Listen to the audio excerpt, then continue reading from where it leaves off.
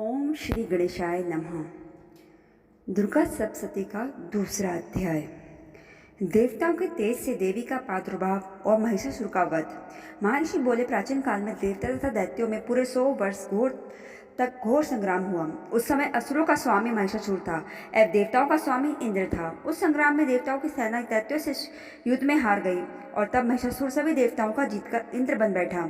हार कर सभी देवता ब्रह्मा जी को साथ लेकर भगवान विष्णु तथा भगवान शंकर के पास गए। वहां पर देवताओं ने महिषासुर के सभी अत्याचार एवं अपनी पराजय का पूरा वृत्तांत कह सुनाया। वे कहने लगे, हे प्रभु, इस दैत्य महिषासुर ने तो सूर्य, इंद्र, अग्नि, पवन, चंद्रमा, यम तथा वरुण अन्य सभी देवताओं के अधिकार छीनकर सबका अधिष्ठा स्वयं ही बन बैठा है। उसने सभी देवताओं को स्वर्ग से निकाल दिया है। महिषासुर महान पापी है। बेचारे समस्त देवता पृथ्वी पर विचरण कर रहे हैं। हे भगवान, उस देव शत्रु की सारी करतूत हमने आपको बता दी। अब हम आपकी शरण में हैं। आप ही इसके वध का कोई उपाय सोचिए। इस प्रकार देवताओं के वचन सुनकर मधुसूदन तथा महादेव जी की बोहे क्रोध से तन गए। तब भगवान विष्णु के मुख से एक महान तेज निकला। ठीक इसी प्रकार ब्रह्मा तथा शंकर, इंद्र आदि सभी देवताओं के शरीर से महान तेज प्रकट हो गया और सभी का तेज मिलकर एक हो गया। वह तेज पुंज इतना चमकदार था जिसे कि जलता हुआ पर्वत हो और उसकी ज्वालाएं सभी दिशाओं में फैल रही हो। ऐसा सभी देवताओं ने देखा। वह तेज पुंज सभी देवताओं के शरीर से प्रकट हुआ था। उसकी तुलना किसी और तेज से नहीं की जा सकती थी। जब वह तेज एक हुआ तो वह नारी के रूप में आ गया और उससे तीनों लोक में प्रकाश हो गया। महादेव जी के तेज से उसका मुख, यम के तेज से उसके केश, विष्णु के तेज से उस देवी की भुजाएं प्रकट हुई, चंद्रमा के तेज से दोनों स्तन, इंद्र के तेज से उसका कटी प्रदेश, वरुण के तेज से जांघा एवं उरस्थल, पृथ्वी के तेज से नितंब, भगवान ब्रह्मा के तेज से उसके दोनों पैर, कुबेर के तेज से नासिका का प्रादुर्भाव हुआ, उसके दांत, प्रजापति के तेज से तथा अग्नि के तेज से 3 नेत्र उत्पन्न हुए, दोनों संध्याओं के तेज से दोनों भौवे तथा वायु के तेज से दोनों कान उत्पन्न हुए। इसी प्रकार दूसरे देवगणों के तेज द्वारा उस शिवा भगवती का प्रादुर्भाव हुआ। तब महिषासुर से पीड़ित सभी देवता उस तेज पुंज से प्रकट हुए देवी जी को देखकर प्रसन्न हुए। त्रिशूलधारी श्री महादेव जी ने उस देवी को अपने त्रिशूल से त्रिशूल निकालकर दे दिया। श्री विष्णु जी ने अपने सुदर्शन चक्र से चक्र दे दिया। वरुण ने शंख तथा अग्नि ने उस शक्ति दी। वायु ने उसे धनुष दिया और बाणों से भरपूर 2 तरकश दे दिए। देवराज इंद्र ने अपने वर्ष से वर्ष पैदा करके दिया। फिर सहस्त्र नेत्र वाले इंद्र ने ऐरावत हाथी से उतारकर एक घंटा दिया। यमराज ने कालदंड से उसे दंड प्रदान किया। वरुण ने उसे पाश, प्रजापति ने उसे रुद्राक्ष माला अर्पित की तथा ब्रह्मा जी ने उसे कमंडल अर्पण किया। भगवान सूर्य ने अपनी भगवती के सभी रोमों में अपनी किरणों का तेज प्रदान किया। काल ने तलवार तथा ढाल भेंट की। क्षीरसागर ने उसे हार तथा 2 वस्त्र भेंट किए जो कभी पुराने होने वाले नहीं थे। इसी प्रकार चूड़ामणि ने 2 कुंडल तथा 2 कड़े भी और भेंट किए। चमकता हुआ अर्ध चंद्रमा सभी भुजाओं के लिए बाजूबंद, पैरों के लिए पायल, कंठ के लिए अत्यंत सुंदर कंठुला भेंट किया। इस प्रकार सभी अंगुलियों के लिए रत्न जड़ित अंगूठियां प्रदान की। विश्वकर्मा ने उनको परशु भेंट किया और कई प्रकार के अस्त्र, अभेद कवच, मस्तक तथा गले में धारण करने के योग्य कभी न कुमलाने वाली कमलों की भालाएं भेंट की। समुद्र ने उनको बहुत सुंदर कमल दिया। हिमाचल ने सवारी के लिए सिंह और अनेक प्रकार के रत्न उस देवी को भेंट किए। कोषाध्यक्ष कुबेर ने मधु से भरा हुआ पात्र दिया। सभी नागों के स्वामी शेष जी ने अमूल्य मणियों से सुशोभित नाग हार दिया। इसी प्रकार दूसरे देवताओं ने भी भूषण तथा अस्त्र शस्त्र के द्वारा देवी जी का सम्मान किया। तब तो भगवती की गर्जना से सारा आकाश गूंज उठा। वह घोर गर्जना सिंह के समान थी। उसकी प्रतिध्वनि गूंज उठी। सारे विश्व में हलचल हो गई। समुद्र कांपने लगे, पृथ्वी डोलने लगे तथा सभी पर्वत हिल गए। तब समस्त देवता प्रसन्न होकर उस सिंह वाहिनी देवी की जय जयकार करने लगे। मुनियों ने भक्ति भाव से देवी जी की आराधना की। इधर देवताओं के शत्रुओं ने सारे संसार में हलचल देखी। तब तो वे अपनी सारी सेना को कवच आदि से तैयार कराकर अस्त्र लेकर तैयार हो गए। तब महिषासुर क्रोधित होकर बोला, अरे यह सब क्या हो रहा है। इतना कहकर सभी राक्षसों के साथ उस सिंहनाथ की ओर भागे। वहां जाकर उसने देखा कि एक देवी तीनों लोगों को अपने तेज से प्रकाशित कर रही थी। उसी देवी के चरणों के भार से पृथ्वी दबी जा रही थी। माथे के मुकुट से आकाश पर रेखा सी बनती जा रही थी। उसके धनुष के टंकारों से 7 पाताल शुद्ध हो रहे थे। उस 1000 भुजाओं वाली देवी ने सभी दिशाएं ढक रखी थी। इसके पश्चात देवी जी के साथ उन दैत्यों का युद्ध आरंभ हो गया और वह नाना प्रकार के अस्त्र शस्त्रों का प्रहार करने लगे जिससे सभी दिशाएं भर गईं। इस समय महिषासुर का नया सेनापति चिक्षुर नामक दैत्य देवी के साथ युद्ध करने लगा। इसी प्रकार अन्य दैत्यों के साथ चतुर्गणी सेना लेकर चामर भी लड़ने लगा और 60,000 महारथियों को साथ लेकर उद्गन नामक महान दैत्य युद्ध में प्रदत्त हो गया। महाहनु दैत्य 1 करोड़ रथियों को लेकर घूम रहा था। तलवार के समान पैने रोमों वाला अशीलोमा नामक दैत्य भी 5 करोड़ रथियों के साथ युद्ध में आ डटा। 7 लाख रथियों के साथ वाशकाल दैत्य भी उतर पड़ा। पारिवारी दैत्य हाथी एवं घोड़ों के अनेक सवारों के समूह में से घिरा हुआ करोड़ रथियों के साथ उस युद्ध में युद्ध करने लगा। विडाल दैत्य भी 5 अरब रथियों को साथ लाकर युद्ध में शामिल हो गया। और भी हजारों महादैत्य अपने समस्त रथ हाथी घोड़ों को साथ लेकर देवी जी के साथ युद्ध करने लगे। वे महाअसुर करोड़ों रथियों एवं हस्ती सवारों से घिरे हुए उस युद्ध भूमि पर आकर डट गए। उस युद्ध क्षेत्र में स्वयं महिषासुर भी करोड़ों रथों, हजारों हाथियों एवं अश्वों की सेनाओं के साथ खड़ा हुआ था। सभी राक्षसगण तोमर, भिंदीपाल, शक्ति, मूषल, खड़ग, फरसा, फट्टीस आदि हथियारों से भगवती के साथ संग्राम करने लगे। कई दैत्य भगवती के ऊपर शक्ति फेंकते तथा कई पास फेंकते थे। बहुत से राक्षसों ने तो भगवती को तलवार से मारने को प्रहार किया। तो उसी समय देवी ने राक्षसों के अस्त्र शस्त्र को साधारण खेल के समान की भांति काट डाला। तदंतर देवता और ऋषियों ने देवी की प्रार्थना की।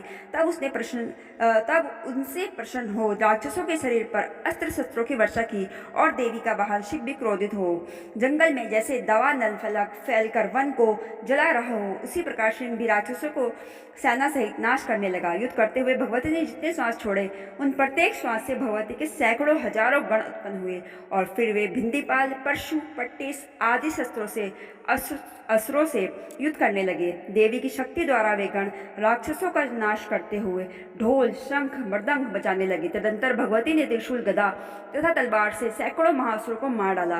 कुछ असुरों को घंटों की आवाज से मोहित कर लिया, कुछ असुरों को पास में बांधकर पृथ्वी पर घसीटा और कुछ दैत्यों को तलवार से टुकड़े करके पटक दिए। कुछ और असुर भगवती के गदा प्रहार से मूर्छित होकर पृथ्वी पर गिर पड़े। मूसल की चोट से कुछ राक्षसों के मुख से रक्त बहने लगा। बहुत से राक्षसों के हृदय में चोट लगने से वे आहत हो पृथ्वी पर गिर गए तथा बहुत से बाणों से ही मर गए। देवताओं को दुख देने वाले दैत्य मरने लगे तथा बहुत की भुजा और गर्दन कट गई। कुछ दैत्यों के सिर कट गए और कोई शरीर के मध्य भाग से ही काट दिए गए। कुछ असुर जंघा कट जाने के कारण धराशायी हो गए। कुछ दैत्यों के एक भुजा, एक आंख, एक पैर तथा मस्तक कटकर पृथ्वी पर गिर पड़ते और फिर उठ खड़े होते और फिर वे रुंड बड़े बड़े हथियारों को लेकर श्री भगवती से लड़ते और दूसरे रुंड बाजों की धुनी के साथ नाचने लगते। कई असुरों के रुंड तलवार, शक्ति, धनुष आदि हथियार हाथ में लेकर श्री जगदम्बा से ठहर ठहर कह रहे थे। उस रण क्षेत्र में रथ, हाथी, घोड़ों तथा असुरों के गिर जाने से पृथ्वी आगमय हो गई थी। राक्षस सेना के मध्य में रक्त इकट्ठा होकर मां नदी की तरह बह रहा था। मां भगवती ने उस महासुर सेना का इस प्रकार संहार कर दिया मानो तरण और लकड़ी के ढेर को अग्नि से जला डाला हो। देवी का सिंह भयंकर शब्द करके अपनी गर्दन के बालों को हिलाता मानो वह शत्रुओं के प्राण की तलाश कर रहा है। देवी के गणों ने उन महासुरों के साथ ऐसा युद्ध किया कि देवतागण प्रसन्न होकर आकाश से फूल बरसाने लगे। दोस्तों, यहाँ पे हमारा पंचम अध्याय होता है हमारा दूसरा अध्याय होता है समाप्त। अब शुरू करते हैं अपना तीसरा अध्याय। महर्षि बोले, महिषासुर के सेनापति चिक्षुर ने जब देखा उसकी सेना तो बार बार नष्ट हो रही है तो उसे बहुत क्रोध आया और वह स्वयं ही अंबिका के साथ युद्ध करने लगा। उसने युद्ध में जाकर देवी जी पर इस प्रकार बाणों की वर्षा की जैसे सुमेर पर्वत की चोटी पर मेघ जलाधारा बरसा रहे हूँ। उसी समय देवी ने उसके बाण के समूह को शीघ्र ही काट दिया। फिर बाण वर्षा द्वारा इसके सारथी एवं घोड़ों को मार डाला। फिर शीघ्र ही उसका धनुष और लहरती हुई ध्वजा को काट गिराया। जब उसका धनुष कट गया तब अपने बाणों से उसके अंग अंग को बीन डाला। सारथी, घोड़े एवं धनुष्य के नष्ट हो जाने पर वह असुर बिना रथ के पैदल ही तलवार ढाल लेकर देवी की ओर दौड़ा और उसे तलवार से सिंह पर प्रहार कर दिया और फिर देवी जी की बाई भुजा पर बड़े जोर से चोट की। हे राजन, जो ही उसकी तलवार देवी की भुजा पर लगी वह उसी समय टूट गई। फिर तो असुर ने क्रोध से आंखें लाल करके हाथ में त्रिशूल ले लिया। महाकाली जी पर उस दैत्य ने वह त्रिशूल चला दिया। लगते ही वह त्रिशूल इस प्रकार चमका जैसे कि आकाश में सूर्य आकर गिर रहा हो। जो ही देवी जी ने उस त्रिशूल को अपनी ओर आते देखा त्यों ही उन्होंने अपना त्रिशूल चला दिया जिससे उसके त्रिशूल के टुकड़े टुकड़े हो गए और उसी समय उस महादैत्य चिक्षुर के प्राण निकल गए। जब महिषासुर ने देखा कि उसका बलवान सेनापति मारा गया है तो उसी समय देव शत्रु चामर हाथी पर सवार होकर आ गया। उसने आते ही अंबिका देवी पर शक्ति का प्रहार किया, परंतु देवी जी ने अपनी हुंकार से ही उसे मारकर निस्तेज कर पृथ्वी पर गिरा दिया। अपनी शक्ति को विफल देखकर चामर को बहुत क्रोध आ गया और उसने अपना त्रिशूल चला दिया। देवी जी ने अपने बाणों द्वारा त्रिशूल के टुकड़े टुकड़े कर दिए। उसी समय सिंह भी छलांग लगाकर हाथी के मस्तक पर चढ़ गया। फिर दैत्य के साथ बाहु युद्ध करने लगा। दोनों आपस में लड़ते लड़ते उसी हाथी के नीचे आ गए और भयंकर प्रहारों से आपस में युद्ध करने लगे। तब बड़े वेग से सिंह ऊपर उछला और ऊपर से नीचे की ओर आते आते सिंह ने अपने पंजों के प्रहार से उस दैत्य का सिर धड़ से अलग कर डाला। फिर देवी जी ने शिला एवं वृक्ष आदि से युद्ध करके उद्गन को मार गिराया। कराल को भी दांत, मुक्का एवं थपेड़ों के प्रहार द्वारा मार डाला। अत्यंत क्रोधित देवी जी ने अपनी गदा के प्रहार से उदत का चूरा चूरा कर दिया। बिंदीपाल शस्त्र द्वारा वाशकाल तथा वाणों द्वारा अंधक एवं ताम्र का यमलोक भेज दिया। तीन नेत्र वाली परमेश्वरी ने भी उर्गाशय, उर्गव्रिय, महाहनु नाम के असुरों को त्रिशूल प्रहार से मार दिया और तलवार के एक बार में ही विडाल का सिर धड़ से अलग कर दिया और अपने बाणों से दूरधर दूरमुख दोनों को यमलोक पहुंचा दिया। इस प्रकार अपनी सेना का संहार होता देखकर महिषासुर भैंसे के रूप बनाकर गणों को डराने लगा। कुछ गणों पर अपने थूथनों से प्रहार करने लगा तथा कुछ पर खुरों से चोट करने लगा। किन्हीं को पूंछ से लताड़ता तथा कुछ को सींगों से चीर डाला। कुछ एक को वेग द्वारा, कुछ को गर्जना द्वारा तथा अन्य को अपनी श्वास वायु द्वारा पृथ्वी पर गिरा दिया। इस प्रकार देवी की सेना को पछाड़कर वह भैंसा सिंह की ओर झपटा और वह सिंह को मारने लगा। तब देवी को बड़ा क्रोध आ गया। इधर महाबलवान महिषी भी क्रोधित होकर पृथ्वी पर अपने खुरों से खोदने लगा तथा अपने सिंह से ऊंचे ऊंचे पहाड़ों को उठा उठाकर फेंकने लगा और जोर से गर्जना करने लगा। क्रोधित होकर उसने वेग से घूमने के कारण पृथ्वी पर शुद्ध होकर फटने लगी। उसने क्रोधित होकर पूंछ से समुद्र पर प्रहार किया, जिससे समुद्र पृथ्वी को चारों ओर से डुबाने लगा। वेग से हिलते हुए वायु से आकाश में उड़ते हुए सैकड़ों पर्वत गिरने लगे। इस प्रकार उस दैत्य को अपनी ओर आता देखकर अंबिका को भी क्रोध आ गया। उसे मारने के लिए आ गई। क्रोधित चंडिका ने उसकी ओर पांच फेंका। उसके द्वारा वह दैत्य उसमें बंध गया। तब तो उस युद्ध स्थल में बंधे हुए उस दैत्य ने अपना भैंसे का रूप त्याग दिया और तुरंत सिंह के रूप में आ गया। जैसे ही देवी उसका सिर काटने लगी तो उसने पुरुष रूप बना लिया, जो हाथ में तलवार लिए हुए था। तब शीघ्र ही देवी ने उसे तलवार ढाल वाले पुरुष को अपने बाणों से बीन डाला। तब वह एक बड़ा हाथी बन गया। उस हाथी ने अपनी सूंड से उस सिंह को खींचा, फिर दहाड़ने लगा। खींचते समय देवी ने अपनी तलवार से उसकी सूंड को काट दिया। फिर वह राक्षस भैंसे के रूप में आ गया और इसी प्रकार वह समस्त संसार को सताने लगा। उस समय क्रोध से भरी हुई जगदम्बा चंडिका मधुपान करने लगी और लाल लाल नेत्र करके हंसने लगी। वह राक्षस अपने बल पराक्रम के घमंड में पागल होकर गरजने लगा तथा अपने सिंगों से पहाड़ों को उठा उठाकर देवी जी पर फेंकने लगा। देवी जी ने भी अपने बाणों की वर्षा तथा उसके फेंके हुए पर्वतों को चकनाचूर कर दिया। तब मधुपान के कारण लाल लाल मुख वाली भगवती ने अटपटे शब्दों से कहा।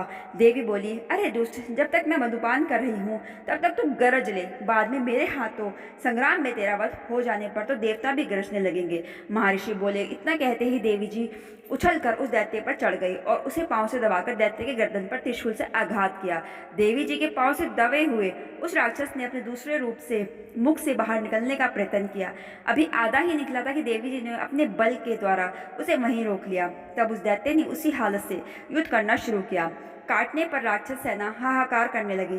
तब देवी जी ने सारी सेना का नाश कर दिया और सभी देवता अत्यंत प्रसन्न हुए। बड़े बड़े ऋषि मुनियों ने और देवताओं ने देवी की अनेक प्रकार से स्तुति की। गंधर्व गान करने लगे और अप्सराएं नाचने लगी। दोस्तों, यहाँ पे हमारा तृतीय अध्याय होता है समाप्त। अब हम शुरू करते हैं अपना चौथा अध्याय, जिसमें हम बताएंगे देवताओं द्वारा देवी की स्तुति। महर्षि मेधा बोले, देवी ने उस समय अत्यंत पराक्रमी महिषासुर को एवं उसकी सारी सेना को मार दिया। उस समय इंद्रादिक सभी समस्त देवता जो अत्यंत प्रसन्न थे तथा जिनके शरीर अत्यंत सुंदर हो गए थे, अपनी गर्दन तथा कंधे झुकाकर देवी जी को प्रणाम करने लगे तथा अनेक प्रकार से देवी जी की स्तुति करने लगे। जिस देवी जी की शक्ति से यह सारा संसार व्यापक है तथा जिसका स्वरूप सभी देवताओं की शक्तियों का समूह है, समस्त देवगण एवं बड़े बड़े महात्मा जिसकी पूजा किया करते हैं, उस अंबिका देवी को हम प्रणाम करते हैं। वह देवी हमारा कल्याण करे, जिसके अतुल भाव बल का वर्णन भगवान शेषनाग, ब्रह्मा तथा शंकर जी भी नहीं कर सकते। वह चंडिका देवी संपूर्ण संसार का पालन करने के लिए तथा अशुभ भय के नाश के लिए विचार करे। आप पुण्य आत्माओं के घरों में तो लक्ष्मी स्वरूप हो, पापियों के घरों में दरिद्र रूप में, पवित्र बुद्धि वालों के हृदय में बुद्धि रूप में, महान पुरुषों के यहाँ श्रद्धा रूप में तथा कुलीन जनों के यहाँ लज्जा रूप से हैं। ऐसी भगवती को हम प्रणाम करते हैं। हे देवी जी, आप विश्व का पालन करें। हे अंबिके, आपके अचिंत्य रूप का एवं राक्षसों के नाश करने वाले आपके अपार बल का एवं देवता तथा असुरों के सामने युद्ध किए गए आपके अद्भुत चरित्रों को हम किस प्रकार वर्णन कर सकते हैं। हे भगवती, आप संपूर्ण जगत की उत्पत्ति का कारण हो। आप में सत्व रज तम तीनों गुण विद्वान हैं, फिर भी आप अज्ञ हो। सांसारिक माया जाल में पड़े हम लोग आपको जान ही नहीं सकते। आपका पार भगवान विष्णु तथा देवता आदि भी नहीं पा सकते। आप आश्चर्य रूप में हो। यह संपूर्ण जगत आपके ही अंश रूप है, क्योंकि आप आदि भूत प्रकृति हो। हे देवी जी, आपके नाम के उच्चारण करने से भी देवता तृप्त होते हैं। सभी यज्ञों में भी सुहा आप हो। पितरों को तृप्त का कारण भी आप ही हो, इसलिए सभी लोग आपके स्वधा नाम से सुमिरन करते हैं। हे देवी, आप ही मोक्ष दिखाने वाली हो। आप ही अचिंत्य महापर्वत महावर्थ स्वरूप हो। दोष रहित इंद्रियों को वंश में करने वाले, तत्व को ही सार जनाने वाले एवं मोक्ष की इच्छा करने वाले मुनि जन जिसका स्मरण करते हैं, वह देवी भगवती आप ही हो। आप शब्द स्वरूपा हो। परम पवित्र ऋग्वेद यजुर्वेद उद्गीत एवं पदों पाठ से युक्त सामवेद आप ही हो। आप ही वेद त्रयी देवी हो। हे 6 गुणों से संपन्न आप ही हो। समस्त संसार को की आजीविका रूप में आप ही वार्ता हो। संपूर्ण जगत के दुखों एवं कष्टों को आप दूर करने वाली हो तथा सभी शास्त्रों की ज्ञाता भी आप ही हो। हे देवी, आप मेधा हो और कठिन संसार रूपी समुद्र से पार करने वाली नौका रूपी दुर्गा भी आप ही हो। भगवान विष्णु के हृदय में निवास करने वाली लक्ष्मी स्वरूपा भी आप ही हो। गंगा धारणी वर्ष केतु भगवान शंकर से सम्मानित गौरा भी आप ही हो। आपके मुख की कांति स्वर्ण से भी सुंदर है तथा चंद्रमा के बिंब के समान निर्मल तथा मंद मंद मुस्कान से शोभायमान है। फिर भी आपके चंद्रमुख को देखकर महिषासुर क्रोध से भर गया और आप पर प्रहार करने लगा। यह एक आश्चर्य की बात है। उससे भी अद्भुत एवं विचित्र बात तो यह है कि आपके क्रोधित मुख तथा उदय होते हुए चंद्रमा की भांति लाल लाल तेज तथा तनी हुई बोहे अति विकराल थी। ऐसा भयंकर रूप देखकर भी महिषासुर ने अपने प्राण तुरंत नहीं छोड़े। भला कौन ऐसा प्राणी होगा जो यमराज को क्रोधित देखकर भी जिंदा रह सकता है। हे देवी, आप हम पर प्रसन्न हो। आपकी प्रसन्नता से ही सारा संसार उन्नति पाता है। आपके लेश मात्र क्रोध करने पर कुलों का सर्वनाश हो जाता है, यह तो हमने भी जान लिया है, जबकि आपने महिषासुर की इतनी बड़ी सेना को क्षण भर में नष्ट कर दिया। हे देवी जी, आप जिन पर प्रसन्न होती है उनकी हमेशा उन्नति होती है। वे ही सभी देवता देशों में आदर पाते हैं। उन्हें ही धन तथा यश की प्राप्ति होती है। उनका धर्म कभी नहीं बिगड़ता। वे ही रक्षित रहते हैं तथा वे ही अपने पुत्र और भृत्यों के साथ धन्य रहते हैं। हे देवी जी, आपकी कृपा से धर्मात्मा पुरुष सभी धर्म संबंधी कार्य किया करते हैं तथा आप ही की कृपा से ही उसे मोक्ष प्राप्ति होती है। इसलिए आप संपूर्ण त्रिलोकी में फल देने वाली हो। हे दुर्गे, आपका सुमिरन करने पर मनुष्य के समस्त भय दूर हो जाते हैं तथा स्वस्थ पुरुष जब भी आपका स्मरण करते हैं उन्हें पवित्र बुद्धि प्राप्त होती है। दरिद्रता दुख तथा भय से दूर करने वाली हे देवी जी, आपसे बढ़कर कोई नहीं है। आप सबका उपकार करने वाली हो। आप दया की मूर्ति हो। राक्षसों के वध करने से जगत सुखी हो गया है। ये राक्षस नरक में जाने के लिए काफी समय तक से पाप करते रहे हैं, फिर भी आपने संग्राम में इनका वध इसलिए किया कि आपके हाथ से मरकर यह सीधे स्वर्ग में चले जाएंगे। यही मन में विचार कर आप पापियों का वध करती हो। आप चाहे तो असुरों को केवल देखने मात्र से ही भस्म कर सकती हो, परंतु आप उन पर शस्त्रों का प्रहार करते हो, क्योंकि शत्रुगण आपके शस्त्रों से मरकर पवित्र होकर उत्तम लोकों में पहुंचते हैं। आपके इस प्रकार के विचार बहुत ही उत्तम हैं। आपकी तलवार के तेज पुंज की झलक से त्रिशूल की चमक से असुरों की आंख चुंधिया कर नष्ट क्यों नहीं हो जाती, इसका भी एक कारण है। उन राक्षसों के दुष्ट स्वभाव को दूर करने वाला आपका अचिंत्य रूप है, जिसकी तुलना अन्य किसी के साथ नहीं हो सकती। आपका अपार बल देवताओं को सताने वाले दैत्यों का नाश करने वाला है। इसी प्रकार आप शत्रुओं पर भी दया किया करती हो। हे देवी, आपके पराक्रम की तुलना किसी के साथ नहीं हो सकती है। आपका रूप भी तो अत्यंत मनोहर है। आप शत्रुओं को भय देने वाली हो। ऐसा रूप अन्य कहीं नहीं है। आपके चित्त में तो कृपा युद्ध में कठोरता है। यह दोनों गुण समान रूप से आपके सिवाय त्रिलोकी भर में किसी में भी नहीं दिखाई देते। हे देवी जी, आपने शत्रुओं का नाश करके इस सारे संसार की रक्षा की है और आपने ही हमारा भय भी उन उन्मत्त असुरों से दूर कर दिया है। हे देवी, आपको सत सत नमस्कार है। हे माँ दुर्गे, आप हमारी शूल से रक्षा करें। हे अंबिके, आप खड़ग द्वारा हमारी रक्षा करो। अब घंटा के शब्द तथा धनुष के टंकार से भी आप हमारी रक्षा कीजिए। हे चंडिके, पूर्व पश्चिम उत्तर दक्षिण दिशा में आप अपने त्रिशूल को घुमा घुमा कर हमारी रक्षा कीजिए। हे माता, तीनों लोकों में आपका अत्यंत सुंदर तथा अत्यंत भयंकर रूप है, उससे भी आप हमारे तथा समस्त संसार की रक्षा करो। हे अंबिके, आप अपने समस्त अस्त्र धनुष खड़ग शूल गदा इत्यादि से सबकी हर प्रकार से रक्षा करें। करे। महर्षि बोले, इस प्रकार देवताओं ने देवी जी की स्तुति की और नंदन वन में उत्पन्न अनेक फूल फल चंदन आदि से मातेश्वरी की पूजा की तथा सभी देवताओं ने मिलकर भक्ति पूर्वक दिव्य धूपों द्वारा देवी की अर्चना की और नमस्कार करने लगे। तब देवी प्रसन्न होकर देवताओं से बोली, हे देवगणों, आप अपनी इच्छा के अनुसार हमसे वर मांगो। तब देवता बोले, हे भगवती, आपने हमारी सभी इच्छाएं पूर्ण कर दी। आपने महिषासुर का वध करके हमें कृतार्थ कर दिया है।